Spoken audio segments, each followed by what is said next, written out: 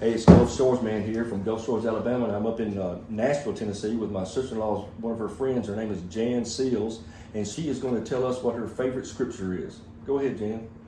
Well, when you think about the Word of God, you think about all things work together for good to those who love God and called according to His purpose. So it's not just enough to get saved and sit around in church. You've got to do what God wants you to do. Then when you're doing that, because that's the purpose of God, when you're doing His purposes.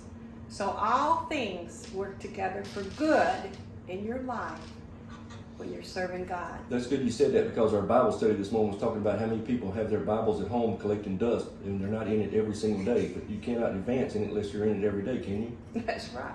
Well, I have found that the Word of God in my phone, because I just had my 81st birthday a couple of weeks ago. You don't look at it. And I don't see as well as I used to. So I have found that seeing the Bible on my phone is a lot clearer and easier and faster for me to find than it is to, go through. So God is doing so many new things, so there's nothing like serving God and nothing like getting blessed by doing His purposes. Right. I like to listen to the Bible in dramatic form, where they got actors reading it. Have you ever done that? Yes, I have, but not recently. You should listen to Revelations in dramatic form. It's pretty good. I bet it is.